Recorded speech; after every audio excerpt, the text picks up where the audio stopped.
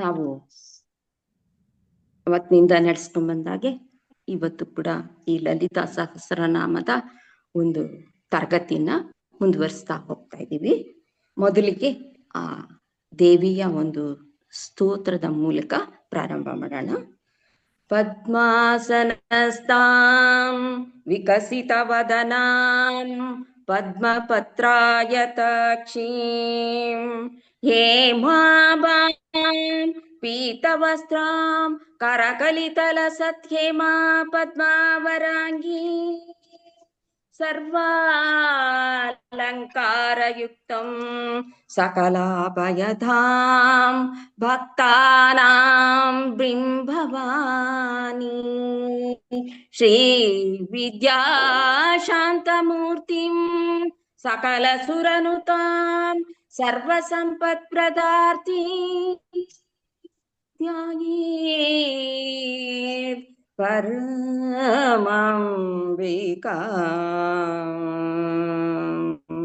ಓಂ ಶ್ರೀ ಮಾತ್ರೇ ನಮಃ.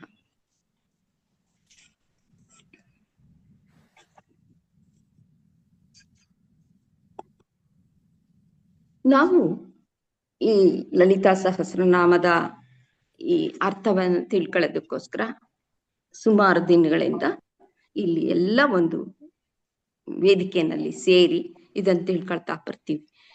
ಇಲ್ಲಿಗೆ ನಾವು ಒಂದು ಭಾಗನ ಮುಗಿಸಿದೀವಿ. ಲಲಿತಾ ಸಹಸ್ರನಾಮದಲ್ಲಿ ಒಂದು ಭಾಗನ ನಾವಾಗ್ಲೇ ಈಗ ಮುಗಿಸುತ್ತಾ ಬಂದು ಎರಡನೇ ಭಾಗಕ್ಕೆ ನಾವ್ ಈಗಾಗ್ಲೇ ಬರ್ತಾ ಇದ್ದೀವಿ. ಒಂದನೇ ಭಾಗದಲ್ಲಿ ನಾವ್ ಏನಪ್ಪ ನೋಡಿದ್ವಿ, ಇಷ್ಟು ದಿವ್ಸವು ನಾವ್ ಏನ್ ತಿಳ್ಕೊಂಡ್ವಿ ಅಂತಂದ್ರೆ, ಆ ಲಲಿತಾ ದೇವಿ ಆ ದೇವತಾ ಕಾರ್ಯಕ್ಕೋಸ್ಕರ ಹೇಗೆ ಉದ್ಭವ ಆಗಿ ಹೊರಗೆ ಬರ್ತಾಳೆ, ಚಿದಗ್ನಿ ಕುಂಡದಿಂದ ಹೇಗೆ ಆವಿರ್ಭವಿಸಿ ಬರ್ತಾಳೆ, ಯಾತಕ್ಕೋಸ್ಕರ ಆ ದೇವತೆಗಳನ್ನ ಉದ್ಧಾರ ಮಾಡಕ್ಕೋಸ್ಕರ, ರಾಕ್ಷಸರನ್ನ ಸಂಹಾರ ಮಾಡಕ್ಕೋಸ್ಕರ ಹೇಗೆ ಆ ಮಾತೆ ಆ ಚಿದಗ್ನಿ ಕುಂಡದಿಂದ ಆವಿರ್ಭವಿಸಿ ಬರ್ತಾಳೆ. ಆ ಆವಿರ್ಭವಿಸಿ ಬಂದಾಗ ಅವಳು ಯಾವ ರೂಪದಲ್ಲಿ ಬಂದಪ್ಪ ಅಂತಂದ್ರೆ ಸಗುಣ ರೂಪದಿಂದ ಬರ್ತಾಳೆ. ಸಗುಣ ರೂಪ ಅಂದ್ರೆ ಏನು? ಈ ನಮ್ಮಂತೆ ಅವಯವಗಳನ್ನ ಹೊಂದಿರ್ತಕ್ಕಂಥದ್ದೇ ಸಗುಣ ರೂಪ. ಕೈ, ಕಾಲು, ಮುಖ, ಈ ಏನು ಅವಯವಗಳನ್ನ ಹೊಂದಿರ್ತೀವೋ ಅದನ್ನ ಸಗುಣ ರೂಪ ಅಂತ ಕರಿತೀವಿ. ಆ ಸಗುಣ ರೂಪದ ಮೂಲಕ ಆ ಚಿದಗ್ನಿ ಕುಂಡದಿಂದ ಈ ಬ್ರಹ್ಮಾಂಡಕ್ಕೆ ಆವಿರ್ಭವಿಸಿ ಬರ್ತಾ ಇದ್ದಾಳೆ ಮಾತೆ ಅನ್ನೋದನ್ನ ಈ ಮೊದಲನೇ ಭಾಗದಲ್ಲಿ ತಿಳ್ಕೊಂಡ್ವು. ಹಾಗೆ ಆವಿರ್ಭವಿಸಿ ಬಂದಂತ ಮಾತೆನ ಹೇಗೆ ವಿವರಣೆ ಕೊಟ್ರು ಅಂತಂದ್ರೆ, ಪ್ರತಿಯೊಂದು ಅಂಗದ ವಿವರಣೆಯನ್ನು ಕೂಡ ನಾವು ನೋಡ್ತಾ ಬಂದ್ವಿ. ಅವಳಿಗೆ ಎಂತ ಇದನ್ನ ಧರಿಸಿದಾಳೆ, ಅವಳ ವಸ್ತ್ರ ಯಾವ ರೀತಿ ಇರುತ್ತೆ, ಅವಳ ಬಣ್ಣ ಯಾವ ರೀತಿ ಇರುತ್ತೆ, ಅವಳು ಹಾಕೊಂಡಿರ್ತಕ್ಕಂಥ ಆಭರಣ, ಅವಳು ಧರಿಸಿರ್ತಕ್ಕಂಥ ಒಂದೊಂದು ಆಭರಣ ಕೂಡ ಎಂತ ಒಂದು ಮೌಲ್ಯವಾದಂತ ಒಂದು ಮಂತ್ರದಿಂದ ಕೂಡಿರುತ್ತೆ ಅನ್ನೋದನ್ನೆಲ್ಲ ನಾವು ನೋಡ್ತಾ ಬಂದ್ವಿ. ನಿಮ್ಗೆ ಪ್ರತಿಯೊಂದು ಅರ್ಥ ಆಗಿದೆ. ಹಿಂದಿಂದ ನೀವು ಇದನ್ನ ನೀವು ಹಾಕೊಂಡು ನೋಡಿದ್ರೆ ಗೊತ್ತಾಗತ್ತೆ ಎಷ್ಟೊಂದು ಈಗ ಅವಳ ಒಂದು ಅದ್ಭುತವಾದಂತ ಆ ಸಗುಣ ರೂಪವನ್ನ ನಾವು ಎಷ್ಟೊಂದು ವಿವರವಾಗಿ ವಾಗ್ದೇವತೆಗಳು ವಿವರಿಸಿದ್ದಾರೆ ಅಂತ ಅಂದ್ಬಿಟ್ಟು ನಾವು ಅದನ್ನ ನೋಡಿದಾಗ ನಮ್ಗೆ ಗೊತ್ತಾಗ್ತಾ ಬರ್ತಾ ಇದೆ. ಆ ಸಗುಣ ರೂಪದಿಂದ ಬಂದಂತ ಮಾತೆ ಇವಾಗ ಎರಡನೇ ಭಾಗದಲ್ಲಿ ಇದ್ದಾಳೆ. ಆ ಸಗುಣ ರೂಪ ಏನಾಗಿದೆ, ಈಗ ಸೂಕ್ಷ್ಮ ರೂಪನ್ನ ತಗೊಂಡಿದ್ದಾಳೆ. ಈ 5 ನಾಮಗಳೇನಿದೆ, ಈಗ ಬರ್ತಕ್ಕಂಥ 5 ನಾಮಗಳಲ್ಲಿ ಮಾತೆ ಸೂಕ್ಷ್ಮ ರೂಪವನ್ನ ಹೊಂದಿದ್ದಾಳೆ. ಸೂಕ್ಷ್ಮ ರೂಪ ಅಂತ ಅಂದಾಗ ಏನದು ಸೂಕ್ಷ್ಮ ರೂಪ ಅಂದ್ರೆ, ಈಗ ಮನುಷ್ಯನಿಗೂ 3 ಶರೀರಗಳಿದೆ. ಇಲ್ಲಿ ರೂಪ ಮತ್ತು ಶರೀರ. ರೂಪ ಅಂತ ನಾವ್ ಯಾರಿಗೆ ಹೇಳ್ತೀವಿ? ದೇವತೆಗಳಿಗೆ. ಅವ್ರು ರೂಪ ಧರಿಸಿ ಬಂದಿದ್ದಾರೆ. ಆದ್ರೆ ನಾವು ಈ ಜಗತ್ತಿಗೆ ಶರೀರನ ಧರಿಸಿ ಬಂದಿದ್ದೀವಿ. ಈ ಶರೀರದಲ್ಲಿ ನಾವು 3 ಶರೀರಗಳನ್ನ ಕಾಣ್ತೀವಿ. ಸ್ಥೂಲ ಶರೀರ, ಸೂಕ್ಷ್ಮ ಶರೀರ, ಕಾರಣ ಶರೀರ ಅಂತ 3 ಶರೀರಗಳನ್ನ ನಾವು ಕೂಡ ಹೊಂದಿದ್ದೀವಿ. ಅದೇ ರೀತಿ ಮಾತೆ ಇಲ್ಲಿ ಸೂಕ್ಷ್ಮ ರೂಪದಲ್ಲಿ, ನಾವು ಸುಗುಣ ರೂಪದಲ್ಲಿ ಅವಳ ವಿವರಣೆಯನ್ನ ಇಷ್ಟು ಒಂದು ಭಾಗದಲ್ಲಿ ನಾವು ನೋಡಿದ್ವು. ಈಗ ಸೂಕ್ಷ್ಮ ರೂಪದಲ್ಲಿ 5 ನಾಮಗಳಲ್ಲಿ ಆ ಸೂಕ್ಷ್ಮ ರೂಪನ್ನ ತಿಳಿಸ್ತಾರೆ ಈಗ ವಾಗ್ದೇವತೆಗಳು. ಆ ಸೂಕ್ಷ್ಮ ರೂಪ ಅಂತ ಅಂದ್ರೆ ಏನಪ್ಪಾ ಅಂತಂದ್ರೆ, ಸೂಕ್ಷ್ಮ ರೂಪ ಅಂತಂದ್ರೆ ನಾವು ಸೂಕ್ಷ್ಮ ಶರೀರ ಅಂದಾಗ ಏನಾಗುತ್ತೆ, ನಮ್ಗೆ ಈ ಮಾಂಸ, ರಕ್ತ ಇವುಗಳಿಂದ ನಮ್ ಶರೀರ ಅನ್ನೋದು ತುಂಬಿಕೊಂಡಿರುತ್ತೆ, ಈ ಸೂಕ್ಷ್ಮ ಶರೀರ ಅನ್ನೋದು. ಆದ್ರೆ ಆ ಮಾತೆಯ ಶರೀರ ಅನ್ನೋದಿದೆಯಲ್ಲ, ಅದು ಯಾವ್ದ್ರಿಂದ ತುಂಬಿದ್ಯಪ್ಪ ಅಂತಂದ್ರೆ ಮಂತ್ರದ ಶಕ್ತಿಯಿಂದ ತುಂಬಿರುತ್ತೆ, ಮಂತ್ರದಿಂದ ಕೂಡಿರುತ್ತೆ. ಆ ಮಾತೆಯ ಸೂಕ್ಷ್ಮ ಶರೀರ ಅನ್ನೋದು ಮಂತ್ರಮಯವಾಗಿರುತ್ತೆ ಅಂತ ಹೇಳ್ತಾರೆ. ಈಗ ಈ ಮಂತ್ರಮಯವಾಗಿರುತ್ತೆ ಅಂತ ನಾವು ಅನ್ಕೋಬೇಕಾದ್ರೆ, ನಾವೀಗ ಯಾವ್ದೋ ಒಂದು ದೇವಸ್ಥಾನಕ್ಕೆ ಹೋಗ್ತೀವಿ. ಆ ದೇವಸ್ಥಾನಕ್ಕೆ ಹೋದಾಗ ನಾವು ವಿಗ್ರಹವನ್ನ ನೋಡ್ತೀವಿ, ಅದಕ್ಕೆ ನಮಸ್ಕಾರ ಮಾಡ್ತೀವಿ. ಆದ್ರೆ ಆ ವಿಗ್ರಹ ಸ್ಥಾಪನೆ ಮಾಡೋದಕ್ಕೆ ಮೊದಲು ಏನ್ ಮಾಡಿರ್ತಾರಪ್ಪ ಅಂತಂದ್ರೆ, ಅಲ್ಲಿ ಮಂತ್ರಮಯವಾಗಿರ್ತಕ್ಕಂಥ ಒಂದು ಏನು ಇದಿರುತ್ತೆ, ಅಲ್ಲಿ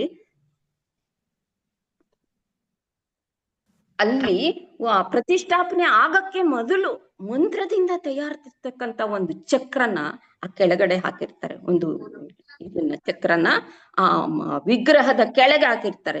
ಹೇಗೆ ಅಂತಂದ್ರೆ, ಅದ್ರಲ್ಲೆಲ್ಲ ಇವರು ಮಂತ್ರನ ಆವಾಹನೆ ಮಾಡಿ ಅದಕ್ಕೆ ಶಕ್ತಿ ತುಂಬಿರ್ತಾರೆ.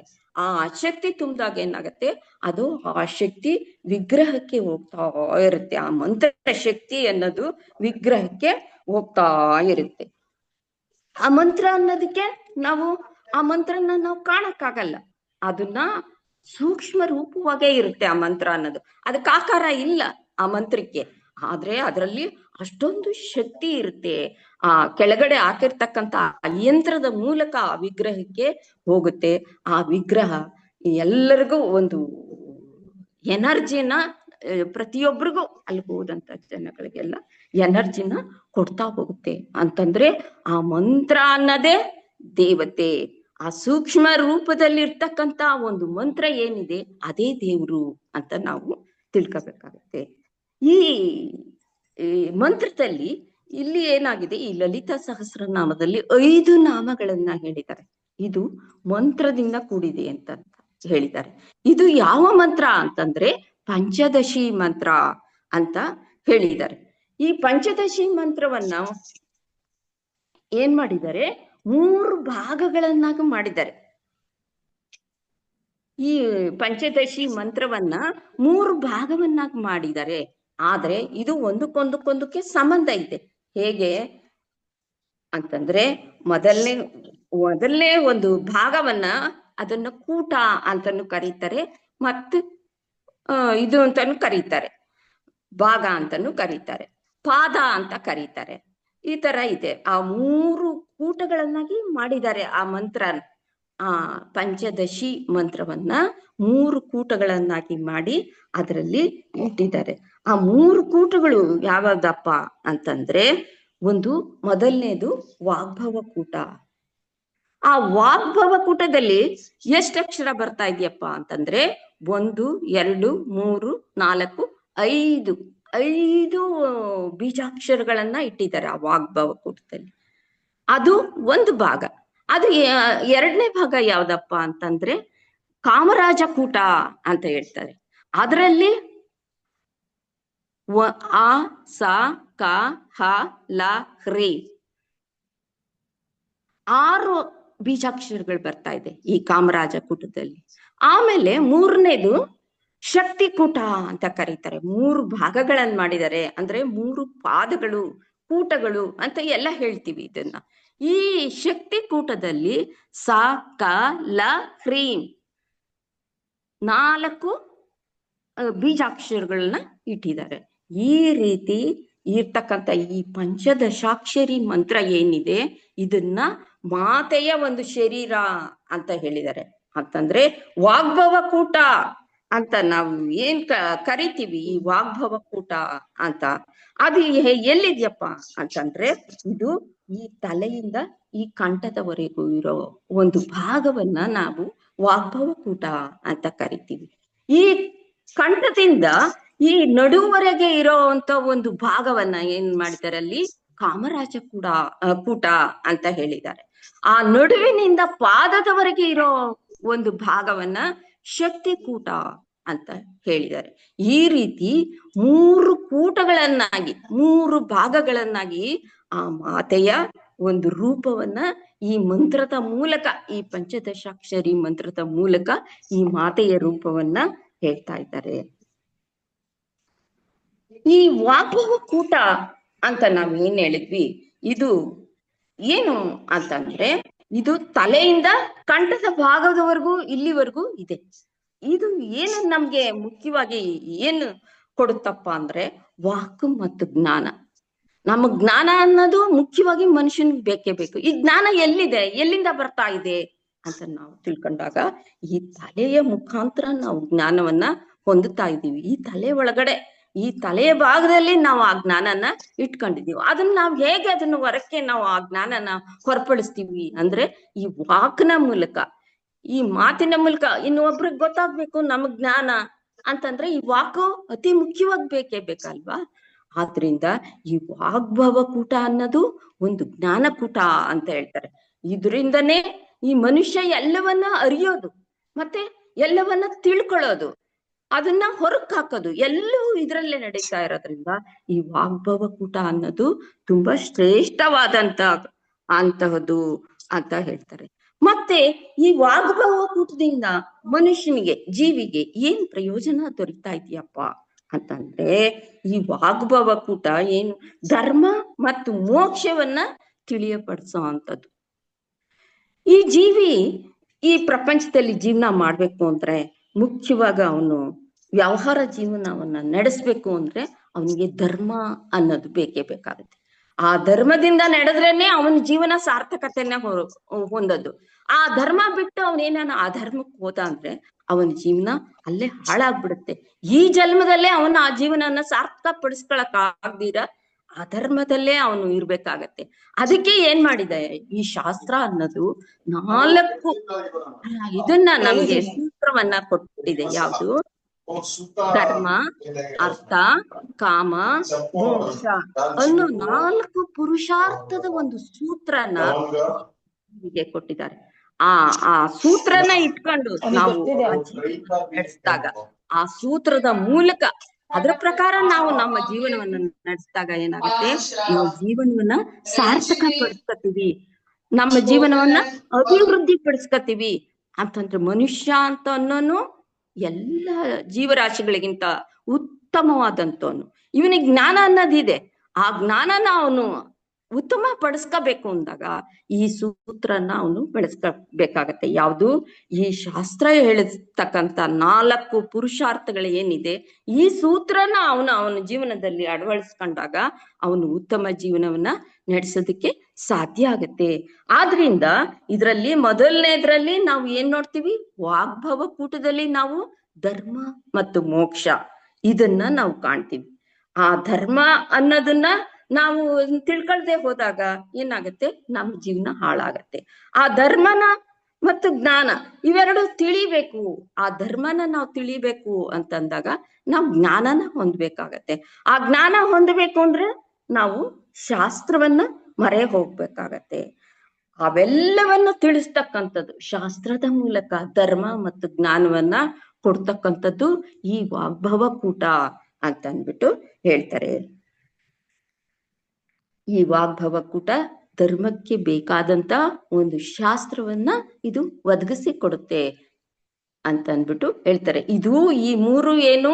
ವಾಗ್ಭವ ಕೂಟ, ಕಾಮರಾಜ ಕೂಟ, ಶಕ್ತಿ ಕೂಟ. ಈ 3 ಕೂಟಗಳು ಮಾತೆಯ ಸ್ವರೂಪ, ಮಾತೆಯ ರೂಪ. ನಾವು ಹೇಗೆ ಈ ಪ್ರಪಂಚಕ್ಕೆ ಈ ಶರೀರನ ಹೊತ್ಕೊಂಡು ಬಂದಿದೀವೋ ಹಾಗೆ ಮಾತೆ ಈ ಬ್ರಹ್ಮಾಂಡದಲ್ಲಿ ಆತನ ರೂಪವನ್ನ ಈ ಕೂಟಗಳ ಮೂಲಕ ನಮ್ಗೆ ತೋರ್ಪಡಿಸ್ತದೆ. ಆ ಮಾತನ್ನ ನಾವು ನೋಡಕ್ ಆಗಲ್ವಲ್ಲ. ನಾವು ಆ ಮಾತನ್ನ ನೋಡ್ಬೇಕು ಅಂತಂದಾಗ ಅವಳು ನಮಗೆ ದರ್ಶನ ಕೊಡಕ್ ಸಾಧ್ಯ ಇಲ್ಲ. ಅವಳು ನಮ್ಮನ್ನ ನೋಡಕ್ ಆಗಲ್ಲ. ಅವಳು ನೋಡ್ತಾ ಇದ್ದಾಳೆ, ನಾವು ಅವಳನ್ನ ನೋಡಕ್ ಆಗ್ತಾ ಇಲ್ಲ. ನಾವ್ ಯಾವ್ದ್ರ ಮೂಲಕ ನೋಡ್ಬೇಕು ಆಕೆನ ಅಂದಾಗ, ಆ ದೇವ್ರನ್ನ ನಾವ್ ಯಾವ್ದ್ರ ಮೂಲಕ ನೋಡ್ಬೇಕು ಅಂದಾಗ ಈ ಮಂತ್ರದ ಮೂಲಕ ನೋಡ್ಬೇಕಾಗತ್ತೆ. ಆ ಮಂತ್ರದಲ್ಲೇ ಆ ಮಾತೆ ಇದ್ದಾಳೆ ಅಂತ ಅಂದ್ಬಿಟ್ಟು ನೋಡ್ಬೇಕು ಅನ್ನೋ ಕಾರಣಕ್ಕೆ ಈ 3 ಕೂಟಗಳನ್ನ ಸೇರಿಸಿ ಮಾತೆಯ ರೂಪವನ್ನ ಮಾಡಿದ್ದಾರೆ. ಆದ್ರಿಂದ ಈ ಪಂಚದಶಾಕ್ಷರಿ ಮಂತ್ರ ಅನ್ನೋದು ತುಂಬಾ ಅತ್ಯುತ್ತಮವಾದಂತ ಮಂತ್ರ. ಈ ಲಲಿತಾ ಸಹಸ್ರನಾಮದಲ್ಲಿ ಈ ಪಂಚದಶಾಕ್ಷರಿ ಮಂತ್ರವೇ ಆ ಲಲಿತಾ ಮಾತೆ, ಆ ದೇವಿನೇ ಆ ಲಲಿತಾ ಮಾತೆ ಅಂತ ಹೇಳ್ಬೋದು. ಆಮೇಲೆ ನಾವು ಮೊದಲನೇ ಕೂಟ ನೋಡಿದ್ವಿ, ವಾಗ್ಭವ ಕೂಟ ಅಂದ್ರೆ ಅದು ಧರ್ಮಕ್ಕೆ ಮತ್ತು ಮೋಕ್ಷಕ್ಕೆ ಕಾರಣವಾಗಿರ್ತಕ್ಕಂಥ ಕೂಟ ಮನುಷ್ಯನ್ಗೆ ಅಂತ ಅಂದ್ಬಿಟ್ಟು ನೋಡಿದ್ವಿ. ಎರಡನೇ ಕೂಟ ಯಾವ್ದಪ್ಪ ಅಂತಂದ್ರೆ ಕಾಮರಾಜ ಕೂಟ. ಇದೆಲ್ಲಿಂದ ಬರುತ್ತೆ ಅಂತಂದ್ರೆ ಈ ಕಂಠದಿಂದ ಈ ನಡುವಿನವರೆಗೂ ಇರೋ ಒಂದು ಭಾಗವನ್ನ ಕಾಮರಾಜ ಕೂಟ ಅಂತ ಕರೀತಾರೆ. ಇದು ಮನುಷ್ಯನ್ಗೆ ಏನನ್ನ ಅರ್ಥೈಸ್ತಾ ಇದೆ, ಏನನ್ನ ತಿಳಿಪಡಿಸ್ತಾ ಇದೆ ಈ ಕೂಟ ಅಂತ ಅಂದಾಗ, ಇದು ಕಾಮ ಮತ್ತು ಅರ್ಥವನ್ನ ತಿಳಿಸ್ತಾ ಇದೆ.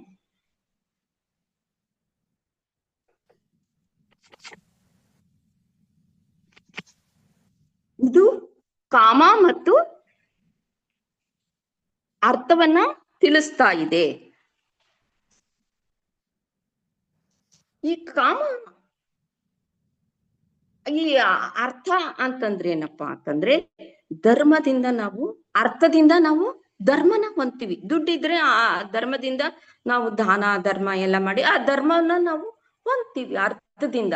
ಆ ಅರ್ಥದಿಂದ ಏನ್ ಮಾಡ್ತೀವಿ ನಾವು, ಈ ಲೋಕ ವ್ಯವಹಾರಕ್ಕೆ ಬೇಕಾದಂತಹ ಕಾಮ, ಆ ಕಾಮ ಕೂಡ ಹೀಗೆ ಇರ್ಬೇಕು ಅನ್ನೋದು ಈ ಶಾಸ್ತ್ರದಲ್ಲಿ ಇಟ್ಟಿದ್ದಾರೆ. ಆ ಕಾಮನ ಆ ಲೋಕಕ್ಕೆ ಬೇಕಾಗಿರುವಂತ ಕಾಮನ ಈ ಎರಡನೇ ಯಾವುದು ಕಾಮರಾಜ ಕೂಟದಿಂದ ನಾವು ಅರ್ಥ ಮತ್ತು ಕಾಮವನ್ನ ಹೊಂದ್ತೀವಿ. ಇದನ್ನ ಈ ಕೂಟದಿಂದ ನಾವು ಪಡಿತೀವಿ. ಆಮೇಲೆ ಮೂರನೇದು ಶಕ್ತಿ ಕೂಟ ಅಂತ. ಶಕ್ತಿ ಕೂಟ ಈ ನಡುವಿನಿಂದ ಈ ಪಾದದವರೆಗೂ ಇರೋಂತ ಏನು ಈ ಕೂಟ ಇದೆಯೋ ಇದನ್ನ ನಾವು ಶಕ್ತಿ ಕೂಟ ಅಂತ ಕರಿತೀವಿ. ಇದರಲ್ಲಿ ನಾವ್ ಏನ್ ನೋಡ್ತೀವಿ, ಲಯ ಅಥವಾ ಮೋಕ್ಷವನ್ನ ಕಾಣ್ತೀವಿ. ಇದೆಲ್ಲಿದ್ಯಪ್ಪ ಅಂತಂದ್ರೆ ಇದು ಸೊಂಟದ ಕೆಳಗಡೆ, ಏನ್ ಮೂಲಾಧಾರ ಚಕ್ರ ಅಂತ ನಾವು ಹೇಳ್ತೀವಿ, ಸೊಂಟದ ಕೆಳಗಡೆ ಅಲ್ಲಿ ಕುಂಡಲಿ ಶಕ್ತಿ ಅನ್ನೋದಿದೆ. ಈ ಮೂಲಾಧಾರದಲ್ಲಿ ಕುಂಡಲಿ ಮಾತೆನೇ ಆ ಕುಂಡಲಿನಿ ಶಕ್ತಿ. ಆ ಮೂಲಾಧಾರದಲ್ಲಿ ಇರ್ತಕ್ಕಂಥ ಆ ಕುಂಡಲಿನಿ ಶಕ್ತಿಗೆ ಸಂಬಂಧಪಟ್ಟು ಇರೋದ್ರಿಂದ, ಆ ಮಾತೆಗೆ ಸಂಬಂಧಪಟ್ಟ ಕೂಟ ಆಗಿರೋದ್ರಿಂದ ಇದನ್ನ ಶಕ್ತಿ ಕೂಟ ಅಂತ ಅಂದ್ಬಿಟ್ಟು ಕರೀತಾರೆ. ಹೀಗೆ ಈ ಸೃಷ್ಟಿಲಿ ವಾಗ್ಭವ ಕೂಟ ಅನ್ನೋದು ಏನಾಗಿದೆಯಪ್ಪ ಅಂತಂದ್ರೆ ಇದು ಸೃಷ್ಟಿನ ಪ್ರಾರಂಭ ಮಾಡುತ್ತೆ. ಈ ಪ್ರಾರಂಭ ಆಗೋದು, ಈ ಸೃಷ್ಟಿ ಅನ್ನೋದು ಯಾವಾಗ ಪ್ರಾರಂಭ ಆಗತ್ತೆ, ಈ ವಾಗ್ಭವ ಮಾತೆಯ ರೂಪ ಏನ್ ಹೇಳ್ತೀವಿ ನಾವು, ಈ ಮೂರು ಕೂಟಗಳಲ್ಲಿ ಆಕೆಯ ರೂಪವನ್ನ ನಾವು ಏನ್ ನೋಡ್ತಾ ಇದ್ದೀವಿ, ಆ ವಾಗ್ಭವ ಕೂಟದಲ್ಲಿ ಮಾತೆ ಸೃಷ್ಟಿನ ಮಾಡ್ತಾಳೆ. ಆ ಸೃಷ್ಟಿಯ ನಿರ್ಮಾಣ ಆಗತ್ತೆ ಈ ವಾಗ್ಭವ ಕೂಟದಲ್ಲಿ. ಆಮೇಲೆ ಎರಡನೇ ಕೂಟ ಕಾಮರಾಜ ಕೂಟದಲ್ಲಿ ಏನ್ ನೋಡ್ತೀವಪ್ಪ ಅಂತಂದಾಗ ಸ್ಥಿತಿ.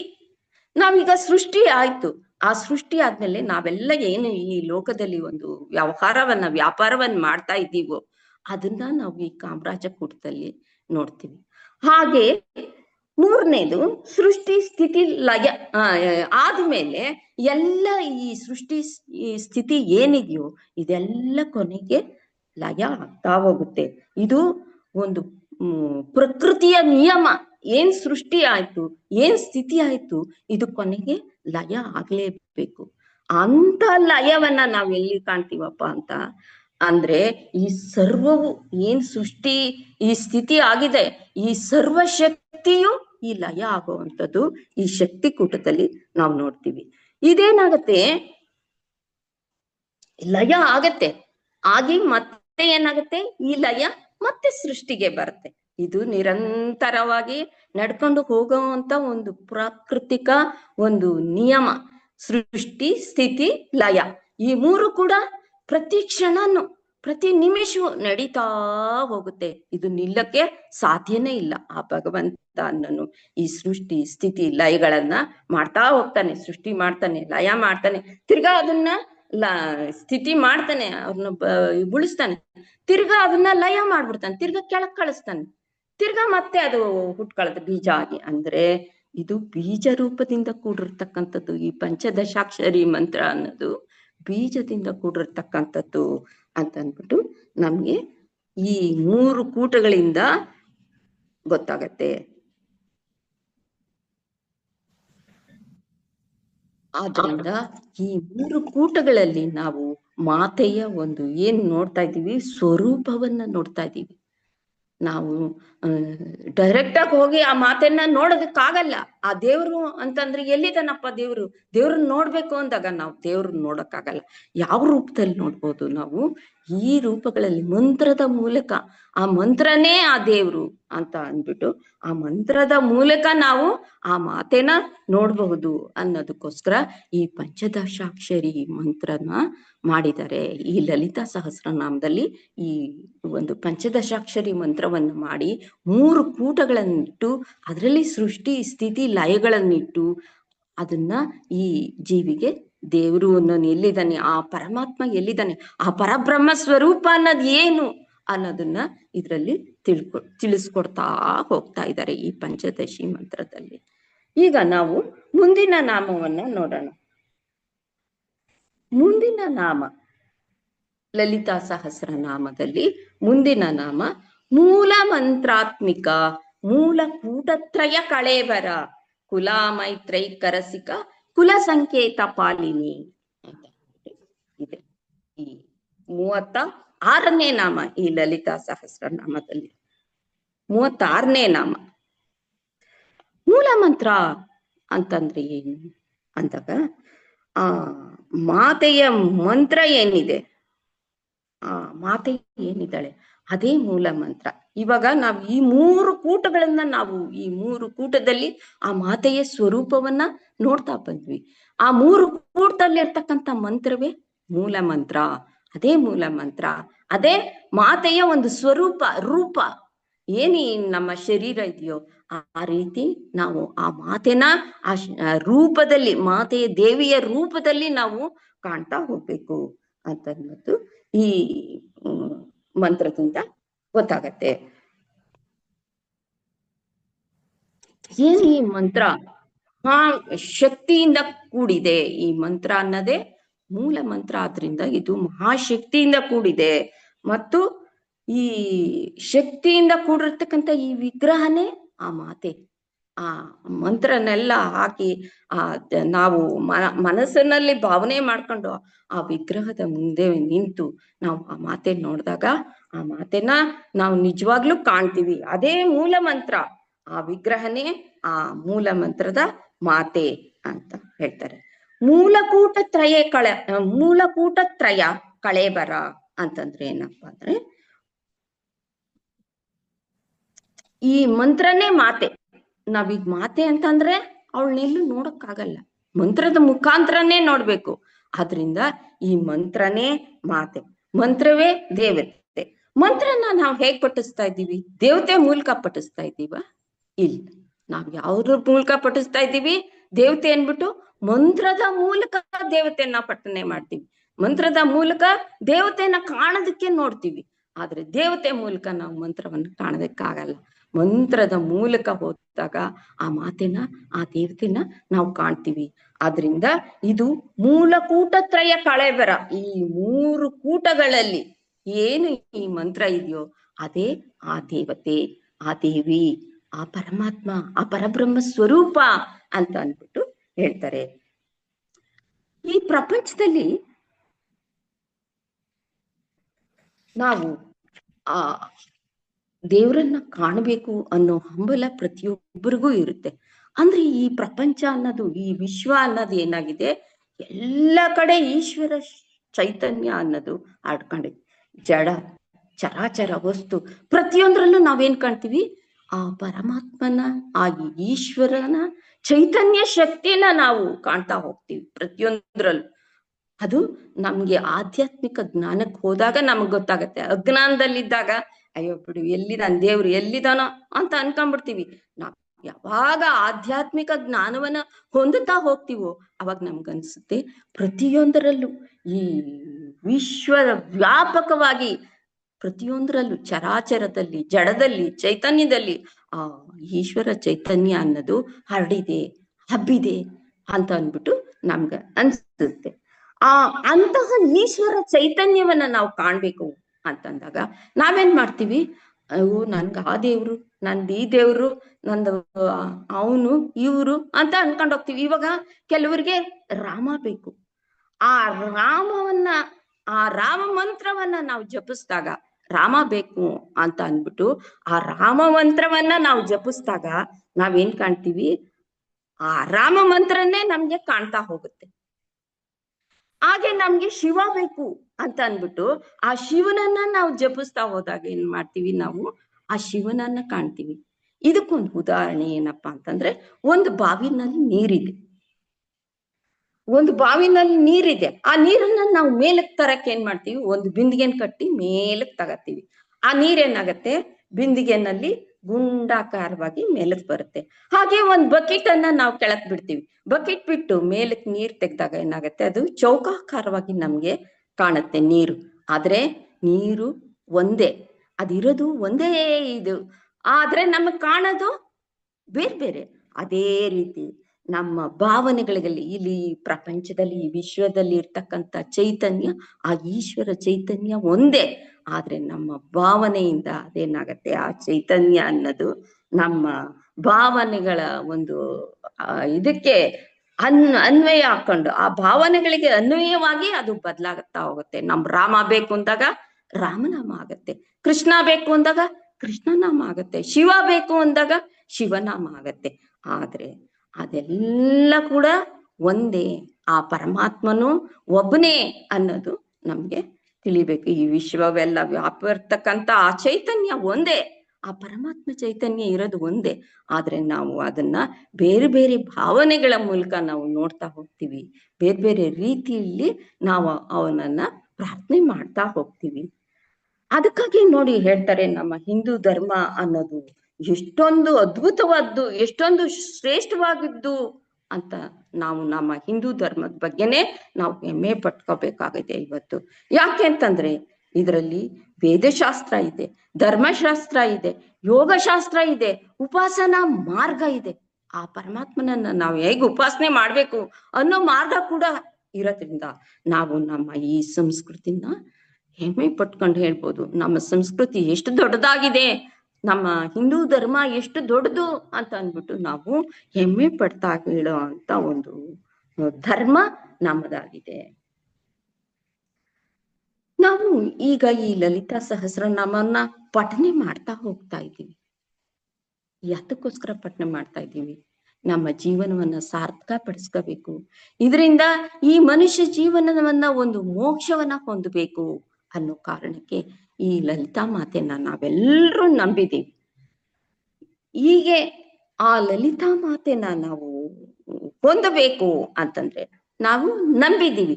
ಇದನ್ನ ಯಾವ ರೀತಿ ನಾವು ಪಠನೆ ಮಾಡ್ಕೊಂಡು ಹೋಗ್ಬೇಕು, ಹೇಗೆ ಈ ಮಾತೆನ ನಾವು ಹೊಂದಬಹುದು ಅಂತ ಅಂದ್ರೆ ಇದಕ್ಕೆ ಒಂದು 3 ಮಾರ್ಗಗಳನ್ನ ಶಾಸ್ತ್ರ ಹೇಳುತ್ತೆ.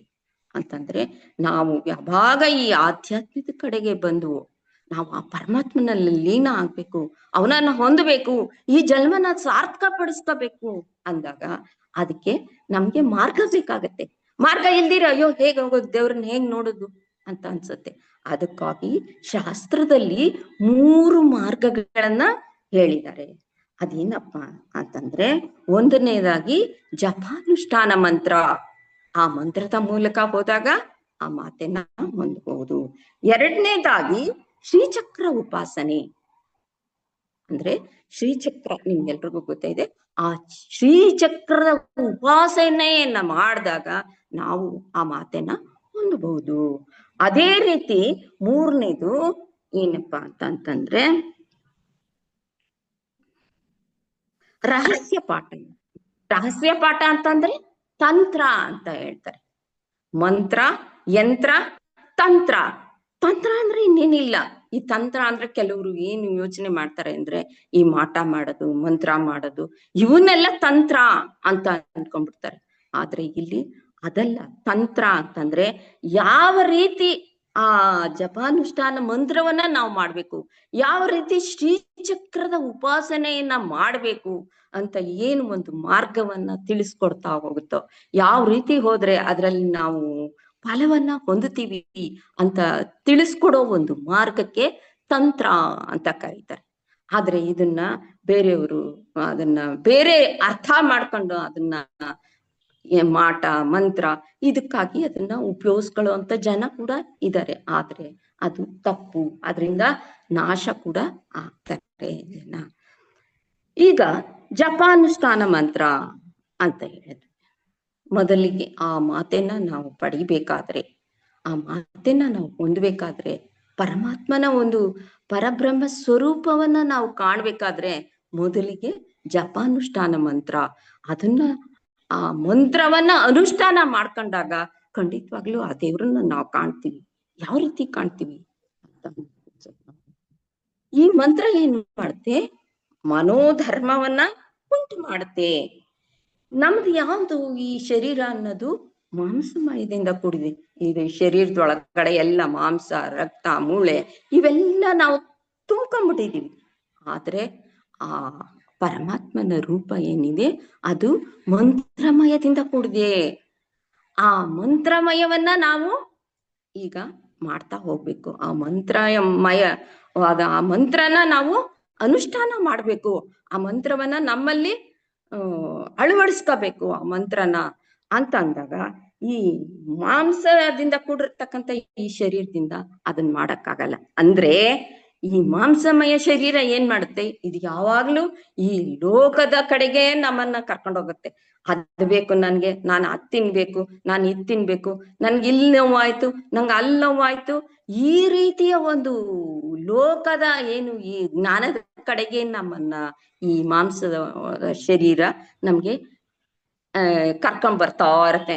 ಆದ್ರೆ ಇದರಿಂದ ನಾವು ಹೇಗೆ ಹೊರಗೆ ಬರ್ಬೇಕು, ಈ ಮಂತ್ರಮಯ ಇದನ್ನ ನಾವು ಹೇಗ್ ಪಡ್ಕೋಬೇಕು ಅಂದಾಗ ಇದಕ್ಕೆ ಒಂದು ಮುಖ್ಯವಾದ ಸಾಧನ ನಮ್ಮಲ್ಲೇ ಇದೆ. ಅದು ಯಾವ್ದಪ್ಪ ಅಂತಂದ್ರೆ ಈ ಮನಸ್ಸು ಅನ್ನೋದು. ಈ ಮನಸ್ಸು ಅನ್ನೋದು ನಮ್ಮ ಶರೀರದಲ್ಲಿ ಇದೆ. ಆ ಮನಸ್ಸು ಅನ್ನೋದನ್ನ ನಾವು ಇಟ್ಕೊಂಡಾಗ ಈ ಮಂತ್ರಮಯವನ್ನ ಶರೀರವನ್ನ ನಾವು ಪಡ್ಕೋಬಹುದು. ನಾವು ಮಾಂಸಮಯ ಶರೀರವನ್ನ ಹೊಂದಿದೀವೋ ಅದನ್ನ ನಾವು ಮಂತ್ರಮಯ ಶರೀರವನ್ನಾಗಿ ಮಾಡ್ಕೋಬಹುದು ಅಂತ ಹೇಳ್ತಾರೆ. ಹೇಗಪ್ಪ ಅಂತಂದ್ರೆ, ಹೇಗೆ ಆ ಮನಸ್ಸನ್ನ ನಾವೇನ್ ಮಾಡ್ಬೇಕು, ಹಿಡ್ದಿಟ್ಕೋಬೇಕು. ಆ ಹಿಡ್ದಿಟ್ಟು ಆ ಮನಸ್ಸನ್ನ ಮಂತ್ರಮಯವಾಗಿ ಮಾಡ್ಬೇಕು. ಆ ಮಂತ್ರನ ಹೇಳ್ತಾ ಹೇಳ್ತಾ ಹೇಳ್ತಾ ನಿರಂತರವಾಗಿ ಜಪ ಮಾಡ್ತಾ ಮಾಡ್ತಾ ಆ ಮನಸ್ಸಿನ ಆಳಕ್ಕೆ ಇಳಿಸ್ದಾಗ ಏನಾಗತ್ತೆ, ಆ ಮಂತ್ರ ಅನ್ನೋದು ಹೋಗ್ಬಿಟ್ಟು ಆ ಮನಸ್ಸಿನಲ್ಲಿ ಕೂತ್ ಬಿಡುತ್ತೆ. ಆ ಕೂತಾಗ ಏನಾಗುತ್ತೆ, ಅದು ಮಂತ್ರನೇ ಪಠನೆ ಮಾಡಕ್ ಶುರು ಮಾಡುತ್ತೆ. ಮಂತ್ರವಾಗಿ ಆ ಮನಸ್ಸು ಮತ್ತು ಮಂತ್ರ ಎರಡು ಒಂದಾಗೋಗುತ್ತೆ. ಆ ಒಂದಾದಾಗ ಏನಾಗತ್ತೆ, ಮನಸ್ಸು ಮತ್ತು ಮಂತ್ರ ಒಂದಾದಾಗ ಏನಾಗತ್ತೆ, ನಮ್ಮ ಈ ಶರೀರ ಅನ್ನೋದೇನಾಗತ್ತೆ ಒಂದು ಸ್ಥಿತಿಗೆ ತಲುಪುತ್ತೆ. ಈ ಮನಸ್ಸನ್ನ ನಾವ್ ಯಾವಾಗ ನಿರಂತರವಾಗಿ ಅದ್ರ ಮೇಲೆ ಫೋರ್ಸ್ ಮಾಡಿ ಈ ಮಂತ್ರ ಶಕ್ತಿನ ಅದ್ರೊಳಕ್ ನಾವು ತುಂಬ್ತೀವೋ ಅವಾಗ ಒಂದು ಸ್ಥಿತಿ ನಮ್ಮಲ್ಲಿ ಉಂಟಾಗತ್ತೆ. ಅದು ಯಾವ್ದಪ್ಪ ಆ ಸ್ಥಿತಿ ಅಂತಂದ್ರೆ ಅದು ಸವಿಕಲ್ಪ ಸ್ಥಿತಿ. ಅಂದ್ರೆ ಆ ಮನಸ್ಸೇನ್ ಮಾಡುತ್ತೆ, ಯಾವಾಗ್ಲೂ ಆ ಮಂತ್ರನ ಪಠನೆ ಮಾಡಕ್ ಶುರು ಮಾಡ್ಬಿಡುತ್ತೆ. ಮನಸ್ಸೇ ಮಂತ್ರ ಆಗ್ಬಿಡುತ್ತೆ. ಆ ಮಂತ್ರ ಆಗಿ ಆ ಮಂತ್ರವನ್ನ ಪಠನೆ ಮಾಡಕ್ ಶುರು ಮಾಡ್ಬಿಡುತ್ತೆ. ಅಂತ ಸ್ಥಿತಿನ ನಾವೇನಂತ ಕರಿತೀವಿ, ಸವಿಕಲ್ಪ ಸ್ಥಿತಿ ಅಂತ ಕರಿತೀವಿ. ಆ ಸವಿಕಲ್ಪ ಸ್ಥಿತಿಯಿಂದ ನಾವು ಆ ದೇವಿನ, ಆ ಪರಮಾತ್ಮನನ್ನ, ಆ ಪರಾಶಕ್ತಿಯನ್ನ ನಾವು ಹೊಂದೋದಿಕ್ಕೆ ಸಾಧ್ಯ ಆಗುತ್ತೆ. ನಾವಲ್ಲಿ ಕಾಣ್ತೀವಿ ಆ ಪರಾಶಕ್ತಿ ಅಂದ್ರೇನು ಅಂತ ಅಂದ್ಬಿಟ್ಟು ನಮಗೆ ಅವಾಗ ಆ ಸವಿಕಲ್ಪ ಸ್ಥಿತಿ ಒಳಗೆ ನಾವು ತಿಳ್ಕೊಳ್ಳೋದಕ್ಕೆ ಒಂದು ಸಾಧನ ಆಗುತ್ತೆ. ಯಾವುದು, ಮನಸ್ಸು ಅನ್ನೋದ್ರ ಮೂಲಕ ನಾವು ನಿರಂತರವಾಗಿ ಆ ಮಂತ್ರವನ್ನ ನಾವು ಆಳಕ್ಕೆ ಇಳಿಸಿದಾಗ ಆ ಪರಮಾತ್ಮನ ಹೊಂದೋದಕ್ಕೆ ನಮ್ಗೆ ಸಾಧ್ಯ ಆಗತ್ತೆ. ಈ ಮನಸ್ಸನ್ನ ಇಷ್ಟೊಂದು ಮಂತ್ರಮಯಗೊಳಿಸೋ ಅಂತದ್ದು ಯಾವ್ದ್ರಲ್ಲಿ ಇದೆಯಪ್ಪ ಅಂತಂದ್ರೆ ಶ್ರೀವಿದ್ಯೆನಲ್ಲಿ ಇದೆ ಅಂತ ಹೇಳ್ತೀವಿ. ಶ್ರೀವಿದ್ಯೆ ಅಂತಂದ್ರೆ ಅದ್ ಬೇರೆ ಯಾವ ವಿದ್ಯೆನೂ ಅಲ್ಲ, ಅದೇ ಲಲಿತಾ ಸಹಸ್ರನಾಮ. ಈ ಲಲಿತಾ ಸಹಸ್ರನಾಮವನ್ನೇ ಶ್ರೀವಿದ್ಯೆ ಅಂತ ಕರಿತೀವಿ. ಆ ಶ್ರೀವಿದ್ಯೆನ ನಾವು ಪಠನೆ ಮಾಡಿದಾಗ, ಅದನ್ನ ನಾವು ತಿಳ್ಕೊಂಡಾಗ, ಆ ಮಂತ್ರವನ್ನ ನಾವು ತಿಳ್ಕೊಂಡಾಗ ಏನಾಗತ್ತೆ, ಈ ಮನಸ್ಸು ಮಂತ್ರಮಯ ಆಗತ್ತೆ. ಅದನ್ನೇ ಈಗೇನ್ ಮಾಡ್ತಾ ಇದ್ದಾರೆ ಎಲ್ರು, ಶ್ರೀವಿದ್ಯೆ ಅಂತ ಅಂದ್ಬಿಟ್ಟು ಅದಕ್ಕೆ ಒಂದು ಬೇರೆ ವಿದ್ಯೆಯನ್ನ ಇದ್ ಮಾಡ್ಕೊಂಡು ಅದನ್ನೇ ಬೇರೆ ರೀತಿ ಫೋಕಸ್ ಮಾಡ್ತಾ ಇದ್ದಾರೆ. ಆದ್ರೆ ಈ ಲಲಿತಾ ಸಹಸ್ರನಾಮವೇ ಶ್ರೀವಿದ್ಯೆ. ಆ ಶ್ರೀವಿದ್ಯೆನ ನಾವು ತಿಳ್ಕೊಳ್ತಾ ಹೋದಾಗ ಏನಾಗತ್ತೆ, ಈ ಆ ಪರಬ್ರಹ್ಮನನ್ನ ಈ ಮಂತ್ರದ ಮೂಲಕ ಆ ಪರಬ್ರಹ್ಮ ಶಕ್ತಿಯನ್ನ ನಾವು ಹೊಂದ್ತಾ ಹೋಗ್ತೀವಿ. ಇಂಥ ಒಂದು ವಿದ್ಯೆಯಲ್ಲಿ ಯಾವ್ಯಾವ ಮಂತ್ರ ಇದೆ ಅಂತ ಅನ್ಬಿಟ್ಟು ಸ್ವಲ್ಪ ನೋಡೋಣ. ಈ ಮಂತ್ರಗಳು ಅಂದ್ರೆ ಏನು ಅಂತ ಸ್ವಲ್ಪ ನೋಡೋಣ. ಇದು ಒಂದ ಅಕ್ಷರದ ಒಂದು ಮಂತ್ರ ಇರುತ್ತೆ, ಒಂದೇ ಒಂದು ಅಕ್ಷರ ಇರುತ್ತೆ. ಅದಂದ್ರೆ ಓಂ ಅಂತ ನಾವೇನ್ ಹೇಳ್ತೀವಿ, ಅದನ್ನ ಒಂದಕ್ಷರದ ಮಂತ್ರ ಅಂತ ಕರಿತೀವಿ. ಈ ಓಂ ಅನ್ನೋ ಒಂದಕ್ಷರದ ಮಂತ್ರವನ್ನ ಈ ಶಾಸ್ತ್ರದಲ್ಲಿ ಏನ್ ಹೇಳ್ತಾರಪ್ಪ ಅಂತಂದ್ರೆ ಪಿಂಡ ಅಂತ ಕರೀತಾರೆ. ಶಾಸ್ತ್ರದಲ್ಲಿ ಇದನ್ನ ಪಿಂಡಾಕ್ಷರ ಅಂತ ಅಂದ್ಬಿಟ್ಟು ಕರೀತಾರೆ. ಆಮೇಲೆ 2 ಅಕ್ಷರ ಇರೋ ಮಂತ್ರವನ್ನ ಕರ್ತರಿ ಅಂತ ಅಂದ್ಬಿಟ್ಟು ಹೇಳ್ತಾರೆ. ಆಮೇಲೆ 3 ರಿಂದ 9 ಅಕ್ಷರ ಇರೋ ಮಂತ್ರವನ್ನ ಬೀಜಾಕ್ಷರ ಅಂತ ಹೇಳ್ತಾರೆ. ಆಮೇಲೆ 10 ರಿಂದ 20 ಅಕ್ಷರ ಇರೋ ಅಂತ ಒಂದು ಮಂತ್ರವನ್ನ ಏನ್ ಹೇಳ್ತೀವಿ, ಮಂತ್ರ ಅಂತ ಕರೀತಾರೆ. 20ರ ಮೇಲಿರೋ ಒಂದು ಮಂತ್ರಾಕ್ಷರಗಳ ಒಂದು ಗುಂಪನ್ನ ಏನಂತ ಕರಿತೀವಿ, ಮಂತ್ರಮಾಲಾ ಅಂತ ಕರಿತೀವಿ. ಅಂದ್ರೆ ಇಲ್ಲಿ ಓಂ ಅನ್ನೋದು ಏನಾಯ್ತು, ಪಿಂಡಾಕ್ಷರ ಆಯ್ತು. 2ನೇದು ಕರ್ತರಿ ಆಯ್ತು. 3ನೇದು ಬೀಜಾಕ್ಷರ ಆಯ್ತು. 4ನೇದು ಮಂತ್ರ ಆಯ್ತು. 5ನೇದು ಮಂತ್ರಮಾಲಾ. ಇಷ್ಟು ಮಂತ್ರದಲ್ಲಿ ಇರ್ತಕ್ಕಂಥ ಒಂದು ಭಾಗಗಳು. ಈ ಮಂತ್ರವನ್ನ ನಾವು ಏನ್ ಮಾಡ್ಬೇಕು, ನಿರಂತರವಾಗಿ ಜಪಿಸ್ತಾ ಇದ್ರೆ, ಬಿಡದೀರ ಈ ಮಂತ್ರವನ್ನ ನಾವು ಜಪ ಮಾಡ್ತಾ ಇದ್ರೆ, ಜಪಿಸ್ತಾ ಇದ್ರೆ ಏನಾಗತ್ತೆ, ಆ ಮಂತ್ರ ಶಕ್ತಿಯಿಂದ ನಮ್ಮಲ್ಲಿ ಒಂದು ಮಾರ್ಪಾಟು ಅನ್ನೋದು ಏರ್ಪಾಟಾಗತ್ತೆ. ಆ ಮಾರ್ಪಾಟು ಏರ್ಪಾಟಾಗಿ ಏನಾಗತ್ತೆ, ಆ ಮಾರ್ಪಾಟು ಅನ್ನೋದು ನಮ್ಮಲ್ಲಿ ಶಕ್ತಿ ಉಂಟಾದಾಗ ಅದು ನಮ್ಮನ್ನ ಮೋಕ್ಷದ ಕಡೆಗೆ ಕರ್ಕೊಂಡು ಹೋಗುತ್ತೆ. ಹಾಗ್ ಮಾಡ್ಬೇಕು ಅಂತ ಅಂದಾಗ ಈಗ ನಾವು ಹೇಳಿದ್ವಿ, ನಿರಂತರವಾದ ಒಂದು ಜಪನ ಮಾಡ್ತಾ ಹೋಗ್ಬೇಕು ಅಂತ ಹೇಳ್ದೆ ಅಲ್ವಾ ಇಷ್ಟೊತ್ತು. ಈ ನಿರಂತರವಾದ ಜಪವನ್ನ ನಾವೇನಂತ ಕರಿತೀವಿ, ಉಪಾಸನೆ ಅಂತ ಅಂದ್ಬಿಟ್ಟು ಕರಿತೀವಿ. ಈ ಉಪಾಸನೆನ ಆರಾಧನೆಗೂ ನಾವು ಆರಾಧನೆ ಅಂತ ಕೂಡ ಕರಿತೀವಿ. ಈ ಜಪ ಅನ್ನೋದು ಏನು ಅಂತ ಅಂದಾಗ, ಈ ಜಪ ಅನ್ನೋದಕ್ಕೆ ಮುಖ್ಯವಾಗಿ ನಮಗ್ ಬೇಕಾಗಿದ್ದು ಇವಾಗ ಜಪ ಯಾವುದು, ಈ ಬೀಜಾಕ್ಷರಗಳು ಏನಿದೆ ಇದನ್ನ ನಮ್ಮ ಮನಸ್ಸಿನ ಆಳಕ್ಕೆ ಇಳಿಸೋದು. ಆ ಆಳಕ್ಕೆ ಇಳಿಸ್ಬೇಕಾದ್ರೆ ಈ ಜಪ ಅನ್ನೋದನ್ನ ನಾವು ಮಾಡ್ಬೇಕಾಗತ್ತೆ. ಈ ಜಪ ಅಂತಂದ್ರೆ ಏನು ಅಂತ ಅಂದ್ಬಿಟ್ಟು ಸ್ವಲ್ಪ ತಿಳ್ಕೊಳ್ಳೋಣ. ಅಂತ ಅಂದಾಗ ಅದು ಜನ್ಮ ವಿಚ್ಛೇದನ ಅಂತ ಹೇಳ್ತಾರೆ. ಅಂದ್ರೆ ಜಪದಲ್ಲಿ ಅಂದ್ರೆ ಜನ್ಮ ವಿಚ್ಛೇದನ, ಅಂದ್ರೆ ಪಾಪ ನಾಶನ ಅಂತ ಹೇಳ್ತಾರೆ. ಏನ್ ಜನ್ಮ ವಿಚ್ಛೇದನ ಅಂತ ಅಂದಾಗ, ಏನ್ ಈ ಪಾಪಗಳನ್ನ ನಾವು ಪಾಪಕರ್ಮಗಳನ್ನ ಮಾಡಿರ್ತೀವೋ ಆ ಪಾಪಕರ್ಮಗಳನ್ನೆಲ್ಲ ನಾಶ ಮಾಡಿ ನಮ್ಗೆ ಜನ್ಮ ವಿಚ್ಛೇದನ ಅಂದ್ರೆ ಈ ಜನನ ಮರಣ ಚಕ್ರದಿಂದ ನಮ್ಮನ್ನ ಹೊರಗ್ ತರೋದು, ಅದೇ ಜಪ. ಈ ಜಪದಿಂದ ನಮ್ಗೆ ಆಗೋವಂಥದ್ದು ನೋಡಿ, ಈ ಪಾಪ ಕರ್ಮಗಳೆಲ್ಲ ನಮ್ಗೆ ಹೊಟ್ಟೋಗುತ್ತೆ. ಈ ಪಾಪ ಕರ್ಮಗಳಿಂದ ನಾವು ವಿಮುಕ್ತರಾಗಿ ಆ ಮೋಕ್ಷದ ಕಡೆಗೆ ನಾವು ಯಾವಾಗ ಹೋಗ್ತೀವೋ, ಆ ಜನ್ಮ ವಿಚ್ಛೇದನದ ಕಡೆಗೆ, ಆ ಜನನ ಮರಣಗಳು ಇಲ್ಲದೆ ಇರ್ತಕ್ಕಂಥ ಆ ಮೋಕ್ಷದ ಕಡೆಗೆ ಹೋಗೋದೇ ಈ ಮಂತ್ರದ ಒಂದು ಜಪದ ಒಂದು ವಿಶೇಷತೆ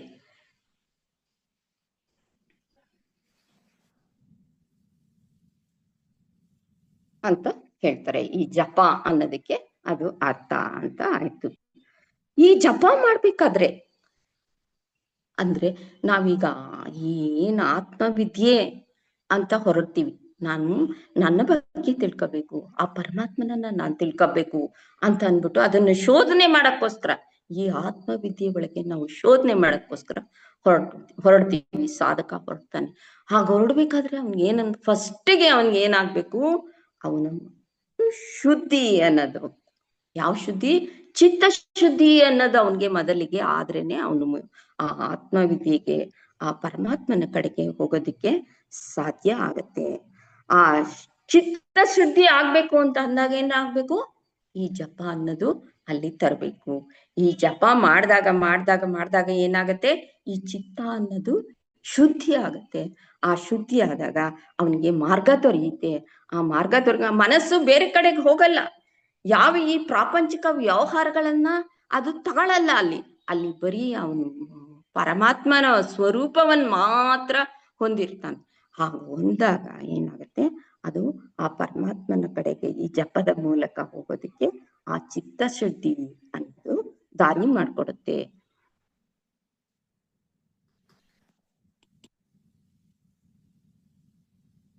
ಈಗ ನಾವು ಈ ಲಲಿತಾ ಸಹಸ್ರನಾಮದಲ್ಲಿ ಈ ಪಂಚದಶಾಕ್ಷರಿ ಮಂತ್ರ ಅನ್ನೋ ಒಂದು ಅದ್ಭುತವಾದ ಮಂತ್ರವನ್ನ ನಾವು ಕಾಣ್ತಾ ಇದ್ದೀವಿ. ಈ ಮಾತೆಯ, ಈ ಲಲಿತಾ ಮಾತೆಯ ಒಂದು ಭಗವತ್ ತತ್ವವನ್ನ ತಿಳಿಬೇಕು. ಆ ಲಲಿತಾ ಮಾತೆನ ನಾವು ತಿಳ್ಕೋಬೇಕು.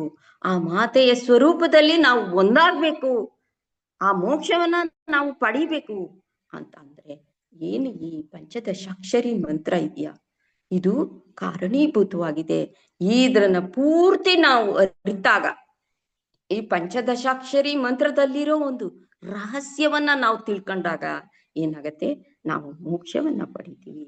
ಆ ಮಾತೆಯನ್ನ ಹೊಂದೋದಕ್ಕೆ ನಮ್ಗೆ ದಾರಿ ಸಿಕ್ಕತ್ತೆ. ಅದನ್ನ ನಾವು ಹೊಂದುತ್ತೀವಿ. ಅದಕ್ಕೆ ಮಾರ್ಗ ಆಗಿದೆ ಈ ಪಂಚದಶಾಕ್ಷರಿ ಮಂತ್ರ ಅಂತ ಹೇಳ್ತೀವಿ.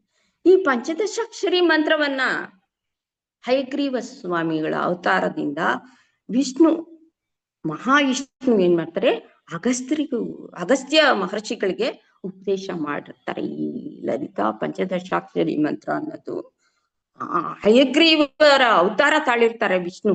ಈ ಲಲಿತಾ ಸಹಸ್ರನಾಮ ಒಂದು ಇದನ್ನ ಹೇಳಕ್ಕೋಸ್ಕರ ಹಯಗ್ರೀವ ರೂಪವನ್ನ ಧರಿಸಿರ್ತಾರೆ. ಧರಿಸಿ ಅದರ ಅಗಸ್ತ್ಯ ಮುನಿಗಳಿಗೆ ಇವರು ಈ ಮಂತ್ರದ ಮೂಲಕ ಉಪದೇಶವನ್ನ ಕೊಟ್ಟಿರ್ತಾರೆ. ಅದೇ ಇವತ್ತು ಪರಂಪರಾಗತವಾಗಿ ಇದು ಬರ್ತಾ ಹೋಗ್ತಾ ಇದೆ ಈ ಪಂಚದಶಾಕ್ಷರಿ ಮಂತ್ರ. ಆದ್ರಿಂದ ಇದು ತುಂಬಾ ಅದ್ಭುತವಾದಂತ ವಿಷ್ಣುವಿನಿಂದ ಬಂದಂತ ಮಂತ್ರ. ಆದ್ರಿಂದ ಇದು ತುಂಬಾ ಅದ್ಭುತವಾದಂತ ಮಂತ್ರ ಆಗಿದೆ. ಈ ಮಂತ್ರದಲ್ಲಿ ನಾವು ನೋಡ್ತೀವಿ 12 ಅಕ್ಷರಗಳಿದೆ ಮತ್ತು 3 ಹ್ರೀಂಕಾರಗಳಿದೆ. ಒಟ್ಟು ಎಷ್ಟಾಯ್ತು? 15 ಆಯ್ತು. 15 ಬೀಜಾಕ್ಷರಗಳನ್ನ ಹೊಂದಿದೆ. 12 ಅಕ್ಷರಗಳನ್ನ 3 ಕೂಟದಲ್ಲೂ, ಮೊದಲನೇ ಕೂಟದಲ್ಲಿ 4 ಅಕ್ಷರ ಇದೆ, ಎರಡನೇ ಕೂಟದಲ್ಲಿ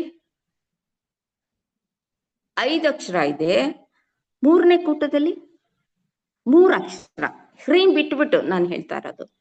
ಈ 12 ಅಕ್ಷರ ಮತ್ತು 3 ಹ್ರೀಂಗಳನ್ನ ಹೊಂದಿರತಕ್ಕಂತ ಈ 15 ಅಕ್ಷರಗಳ ಬೀಜಾಕ್ಷರಗಳ ಈ ಮಂತ್ರ ಏನಿದೆ, ಈ ಪಂಚದಶಾಕ್ಷರಿ ಮಂತ್ರ, ಇದರಿಂದ ನಾವು ಆ ಮಾತೆನ ಕಾಣ್ತೀವಿ, ಆ ಭಗವತಿನ ನಾವು ಹೊಂತೀವಿ, ಆ ಭಗವತಿಯ ತತ್ವವನ್ನ ನಾವು ತಿಳಿತೀವಿ ಅಂತ ಹೇಳ್ತಾರೆ.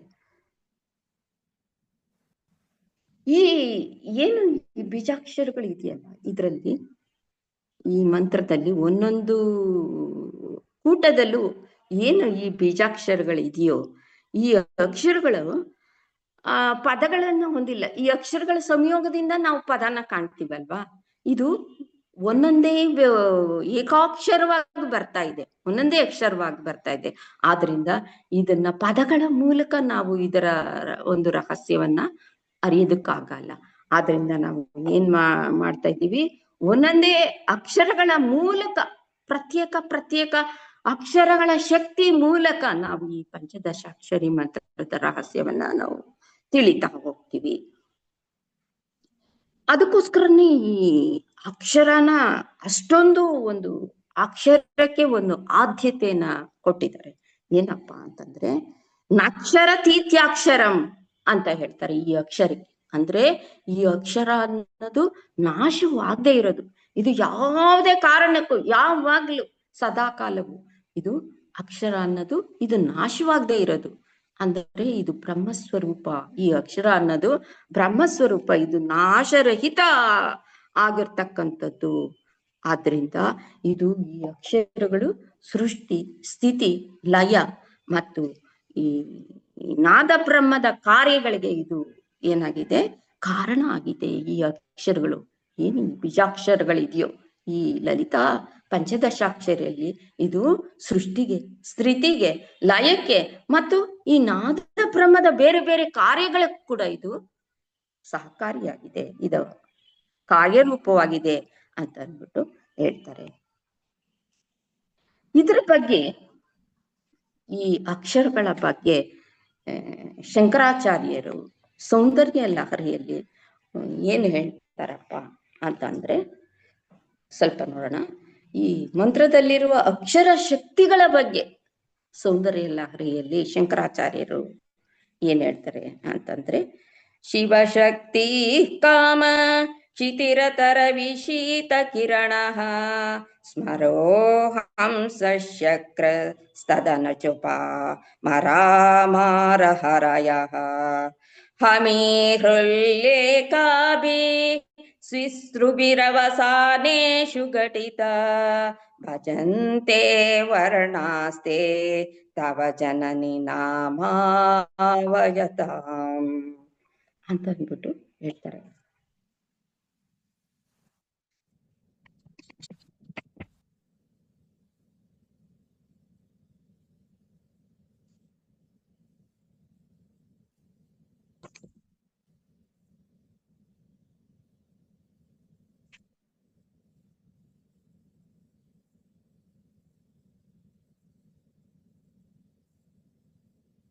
ಅಂದ್ರೆ ಈ ಪಂಚದಶಿ ಮಂತ್ರದಲ್ಲಿರ್ತಕ್ಕಂಥ ಈ 15 ಮಂತ್ರಗಳನ್ನ 3 ಕಾಂಡಗಳನ್ನಾಗಿ ಮಾಡಿದ್ದಾರೆ ಅಂತ ಅಂದ್ಬಿಟ್ಟು ನಾವು ಆಗ್ಲಿಂದ ತಿಳ್ಕೊಂಡ್ವಿ.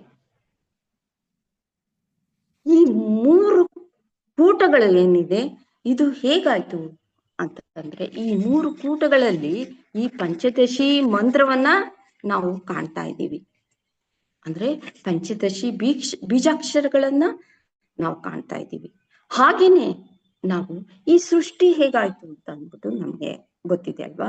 ಈ ಸೃಷ್ಟಿ ಅನ್ನೋದು ಈ ಪಂಚಭೂತಗಳಿಂದ ಆಗಿದೆ. ಈ ಸೃಷ್ಟಿ ಅನ್ನೋದು ಪಂಚಭೂತಗಳಿಂದ ಆಗಿರ್ತಕ್ಕಂಥದ್ದು. ಈ ಪಂಚಭೂತ ಅನ್ನೋದು ಏನಾಗತ್ತೆ, ಸೃಷ್ಟಿ ಕಾಲದಲ್ಲಿ ಅದು ಪಂಚೀಕರಣಗೊಂಡ ಅಂತ ಆ ಪಂಚಭೂತ ಏನಾಗಿದೆ, ಇದು ಬೀಜಾಕ್ಷರ ರೂಪದಲ್ಲಿ ಈ ಪಂಚದಶಿ ಮಂತ್ರದಲ್ಲಿ ನಾವು ಕಾಣ್ತಾ ಇದ್ದೀವಿ. ಯಾವಾಗ ಈ ಸೃಷ್ಟಿ ಆಗ್ಬೇಕಾದ್ರೆ ಈ ಪಂಚಭೂತಗಳು ಏನಾಯ್ತು, ಪಂಚೀಕರಣ ಆಯ್ತು. ಆ ಪಂಚೀಕರಣ ಆದಂತ ಪಂಚಭೂತಗಳನ್ನ ನಾವೇನ್ ಮಾಡ್ತಾ ಇದ್ದೀವಿ, ಈ ಬೀಜಾಕ್ಷರಗಳಲ್ಲಿ, ಈ ಪಂಚದಶಾಕ್ಷರಿಯ ಬೀಜಾಕ್ಷರದಲ್ಲಿ ನಾವು ಕಾಣ್ತಾ ಇದ್ದೀವಿ. ಪಂಚೀಕರಣ ಅಂತ ಅಂದ್ವಿ. ಏನು ಪಂಚೀಕರಣ ಅಂತಂದಾಗ, ಈ ಪಂಚಭೂತಗಳು ಯಾವ್ಯಾವುದು, ಆಕಾಶ, ಅಗ್ನಿ, ವಾಯು, ನೀರು, ಭೂಮಿ, ಈ ಪಂಚಭೂತಗಳ ಮಿಶ್ರಣದ ಪ್ರಾಮಾಣೀಕರಣವೇ ಪಂಚೀಕರಣ ಅಂತ ಕರೀತಾರೆ. ಅಂದ್ರೆ ಇದೆಲ್ಲ ಏನಾಗತ್ತೆ, ಈ ಪಂಚಭೂತಗಳು ಅದು ಮಿಶ್ರಣ ಆಗಿ ಇಷ್ಟಿಷ್ಟೇ ಭಾಗ ಹೀಗೆ ಆಗ್ಬೇಕು ಅಂತ ಅಂದ್ಬಿಟ್ಟು ಆಗ್ಬಿಟ್ಟು ಅದರ ಪ್ರಾಮಾಣೀಕರಣದವನ್ನ ನಾವೇನಂತೀವಿ, ಪಂಚೀಕರಣ ಅಂತ ಕರಿತೀವಿ. ಅಂತ ಅಂದ್ರೆ ಈ ಸೃಷ್ಟಿಗೆ ಪೂರ್ವ, ಈ ಸೃಷ್ಟಿ ಆಗಕ್ ಮೊದಲು ಆ ಸೂಕ್ಷ್ಮ ತತ್ವದಿಂದ ಉತ್ಪತ್ತಿ ಆದಂತ ವಸ್ತುಗಳು ಏನಿತ್ತೋ ಅದೆಲ್ಲ ಈ ಸೃಷ್ಟಿಯ ನಂತರ ಹೇಗೆ ತನ್ನ ಅಸ್ತಿತ್ವವನ್ನ ಹೊಂತು ಅಂತ ಅಂದ್ಬಿಟ್ಟು ತಿಳಿಸುತ್ತೆ. ಅಂತಂದ್ರೆ ಇದನ್ನ ನಾವೆಲ್ಲಿ ನೋಡ್ತೀವಿ, ವೇದಾಂತ ಸಿದ್ಧಾಂತಕ್ಕೆ ಹೋದಾಗ ನಾವು ಅದು ಹೇಗಾಯ್ತು, ಆ ಸೃಷ್ಟಿ ಒಳಗೆ ಆ ಪಂಚೀಕರಣ ಅನ್ನೋದು ಹೇಗಾಯ್ತು, ಆ ಪಂಚಭೂತಗಳು ಹೇಗೆ ತನ್ನ ಇದನ್ನ ಹಂಚಿಕೊಂಡು ಅದು ಅಲ್ಲಿ ಸ್ಥಾಪನೆ ಆಯ್ತು ಅನ್ನೋದನ್ನ ನಾವು ವೇದಾಂತ ಸಿದ್ಧಾಂತದಲ್ಲಿ ಕಾಣ್ತೀವಿ. ಎಲ್ಲ ಮಿಶ್ರಣದಿಂದ ಏನು ಈ ಪಂಚಭೂತಗಳು ಅಂತ ಇದೀವಿ, ಆಕಾಶ, ಅಗ್ನಿ, ವಾಯು, ನೀರು, ಭೂಮಿ, ಇವೆಲ್ಲ ಮಿಶ್ರಣದಿಂದ ಪಂಚೀಕರಣ ಆದ ಈ ಸೃಷ್ಟಿಗೆ ನಾವೇನಂತ ಕರಿತಾ ಇದ್ದೀವಿ, ಪ್ರಪಂಚ ಅಂತ ಕರೀತಾ ಇದ್ದೀವಿ. ಆದ್ರಿಂದ ಈ ಪ್ರಪಂಚದ ಈ ಪಂಚಭೂತಗಳನ್ನ ನಾವು ಯಾವ್ದ್ರಲ್ಲಿ ಕಾಣ್ತೀವಪ್ಪ ಅಂತಂದ್ರೆ, ಈ ಏನು 3 ಕೂಟಗಳಲ್ಲಿ ನಾವು ಆ ಬೀಜಾಕ್ಷರಗಳನ್ನ ನೋಡ್ತಾ ಇದ್ದೀವೋ ಅದರಲ್ಲಿ ಆ ಪಂಚಭೂತಗಳನ್ನ ನಾವು ಕಾಣ್ತಾ ಹೋಗ್ತೀವಿ.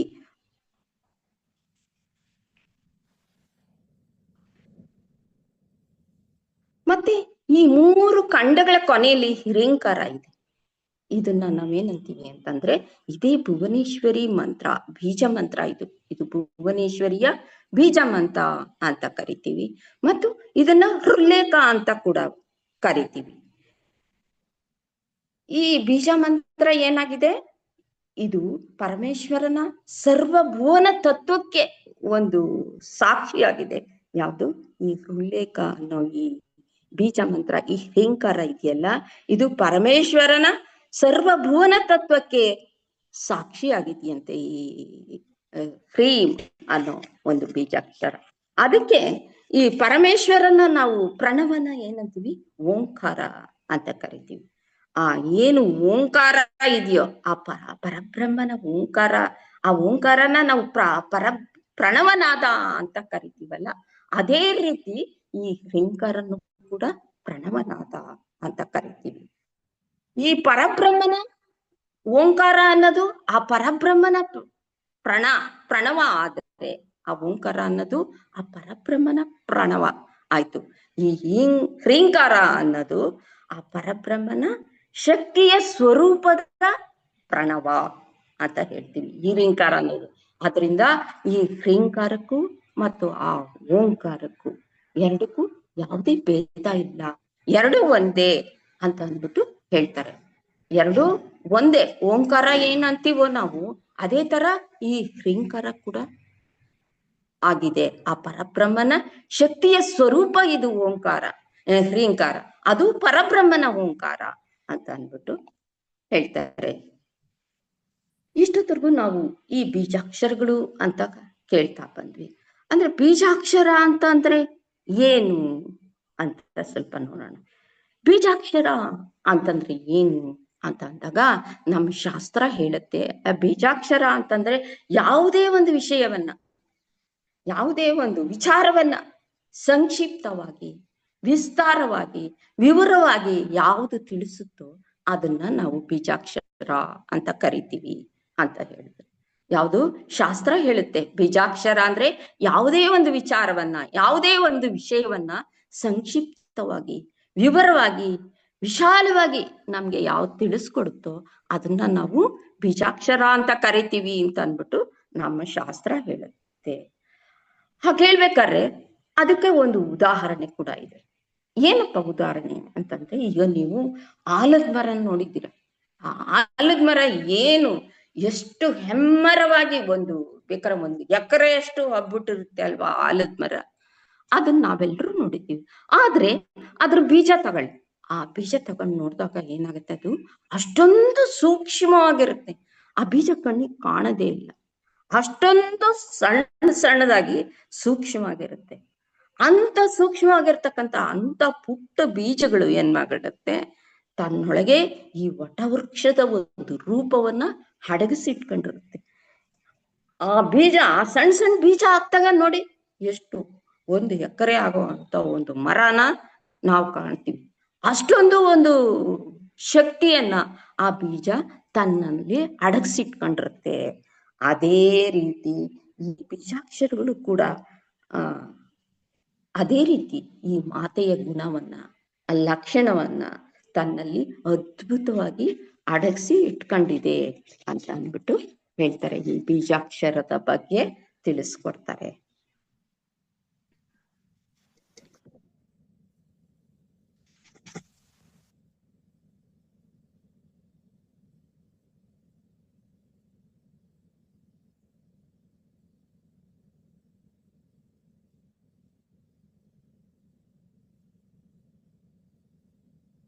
ಈ ಬೀಜಾಕ್ಷರ ಏನು, ಈ ಪಂಚದಶಾಕ್ಷರಿ ಮಂತ್ರ ನಾವು ಇಷ್ಟರವರೆಗೂ ತಿಳ್ಕೊಂಡು ಇದರದ ಒಂದೊಂದು ಅಕ್ಷರದ ವಿವರಣೆಯನ್ನು ಕೂಡ ನಾನು ಮುಂದಿನ ಕ್ಲಾಸ್ಗಳಲ್ಲಿ ಹೇಳ್ತಾ ಬರ್ತೀನಿ. ಏನ್ ಮೊದಲನೇದು ಕಾ, ಎ, ಈ, ಲ, ಕ್ರೈಮ್ ಅಂತ ಮೊದಲನೇ ಪಾದದಲ್ಲಿ ವಾಗ್ಭವ ಕೂಟದಲ್ಲಿ ಇದೆಯೋ ಅದರದ್ದು ಎಲ್ಲವನ್ನು ಕೂಡ ನಾನು ವಿವರವಾಗಿ ನಿಮ್ಗೆ ತಿಳಿಸ್ತಾ ಬರ್ತೀನಿ. ಇವತ್ತಿಗೆ ಈ ಕ್ಲಾಸನ್ನ ಮುಗಿಸ್ತಾ ಇದ್ದೀನಿ. ಸ್ವಲ್ಪ ನನ್ಗೆ ಅನಾರೋಗ್ಯದ ಕಾರಣ ಬೇಗನೆ ಮುಗಿಸ್ಬೇಕಾಗ್ತಾ ಇದೆ, ಅದರಿಂದ ಮುಗಿಸ್ತಾ ಇದ್ದೀನಿ.